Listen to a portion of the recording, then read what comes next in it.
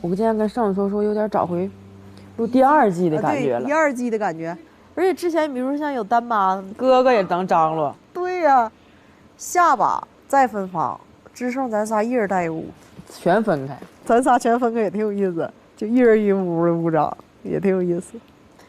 就是之前比如说6个人都在的时候，就感觉就还是小孩呢，我现在就感觉6个人，大伙都是大人了，都是大人了，而且都得搁那张罗，你瞅剩子张罗的，对，就我也有那种大人感了。中流砥柱了，对呀，现在就纯粹有点中流砥柱的味儿了，就有点现在有点上有老下有小的。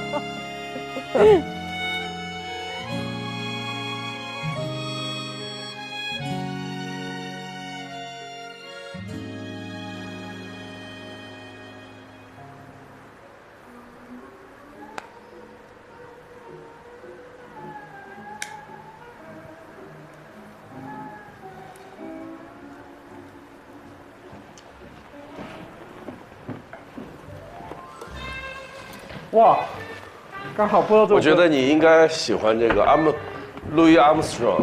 对，我之前就想来这里亲近一下。我下次来会把这边收拾出来，有可以躺着的椅子呀这些。哦，对。其实说是杂货铺，说是卖东西，其实最终应该是大家在这儿休息一块聊天，对，比较开心的地方。来，先喝一口。先喝一口。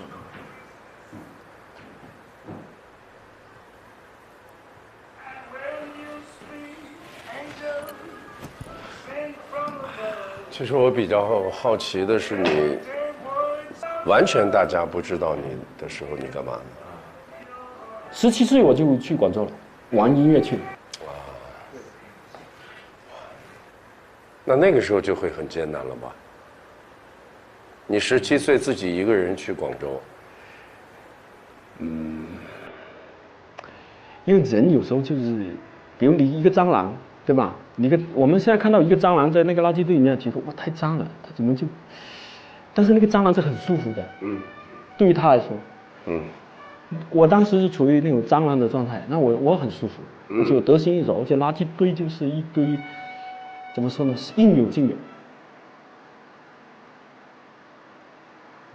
你第一次听我的歌是多大？第一次听。就那第一次的话，那就14、15岁吧，差不多。那挺早的了。但我17岁听的最多的就是《美丽新世界》，《美丽世界的孤儿》。《美丽世界孤儿》这首歌，我告诉你是我17岁时候写的，歌词不是。但我是17岁听这首歌最多的，但我现在不敢听，我就是很少会去听。那我能问你一下吗 ？Of course。美丽世界的孤儿到底触动了你什么？我觉得其实更多的还是情绪。我不知道啊，比如你刚才说你17岁写这首歌，然后我听这首歌的时候也16、17岁，在当年就觉得你说也有一些把我一些情绪带进这首歌，就误读这首歌，就我把这首歌当成是我这个平台，就把我一些东西往里面放，就它是个篮子。所以有时候我不敢多听这个东西，就因为那首歌对于创作者他是这首歌，对于我的话，它带来一串东西。我懂。有时候你再提起这个篮子的话，有时候你会很沉重，对，有时候。我还没想到这首歌至少在他过去的某一个时间段是他的一个精神支柱。就是一首歌能够达到的最深的一个价值就是这个了。我和任科之间其实还是因为音乐这个纽带，就是虽然它很飞，但是在我看来，相对更纯粹，人的本质的东西在他身上保留的都特别好。对，这是我喜欢的。他们跟我说有一个叫五条人的乐队特别好，我说 OK， 我说你们推给我几首，然后我第一首我一听，我看了歌词啊，我说我以为这个时代的做摇滚乐的或者创作型的已经没有这样的东西了，就是可以穿越时间的，特别有人性的，特别鲜活的，我记得这个的一种文化的东西，就是充满了人的东西啊。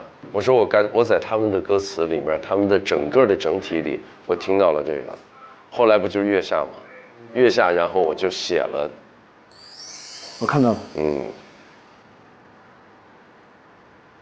谢谢。